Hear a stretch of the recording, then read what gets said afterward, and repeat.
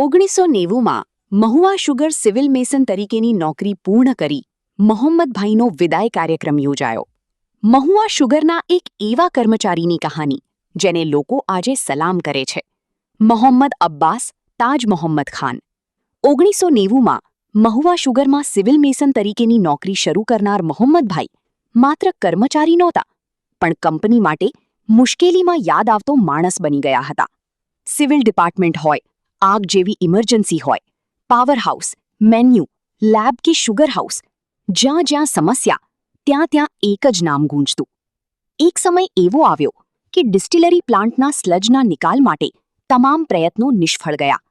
મોટા મોટા અધિકારીઓ પણ હારી ગયા. પણ ત્યારે મોહમ્મદભાઈએ હિંમત બતાવી.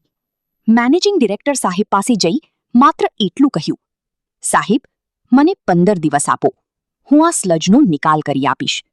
અને પછી રાત દિવસ એક કરી દીધા. પોતાની સમજશક્તિ, મહેનત અને જુસ્સાથી આખરી સ્લજનો નિકાલ કરી બતાવ્યો.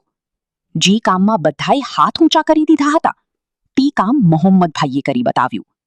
વાર તહેવાર હોય કે કોલોની સાઇટની જવાબદારી, જ્યારે લોકો પરિવાર સાથે ઉજવણી કરતા હતા, ત્યારે મોહમ્મદભાઈ પોતાની ફરજ પર ખડી પગે ઊભા રહેતા.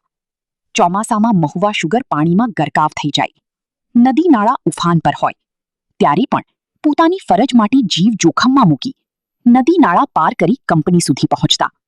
આજના સમયમાં જ્યાં લોકો ફરજથી ભાગી છે, ત્યાં મોહમ્મદ અબ્બાસ તાજ મોહમ્મદ જેવા લોકો ફરજ માટે જીવ પણ જોખમમાં મૂકી દેતા હતા.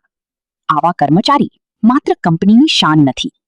આજે વિદાય સમારોહ દરમિયાન મહુવા શુગરના કર્મચારીઓ અને અધિકારીઓએ સાલુઢારી વિદાયગીરી સન્માન સમારોહ કાર્યક્રમ કરવામાં આવ્યો હતો. મોહમ્મદભાઈના પોતાના પરિવારને રોજીરોટી આપેલી સંસ્થામાં પોતાના પરિવારની આખરી મુલાકાત કરાવી હતી. મોહમ્મદભાઈએ સમગ્ર સમાજને પ્રેરણારૂપ દાખલો આપ્યો હતો.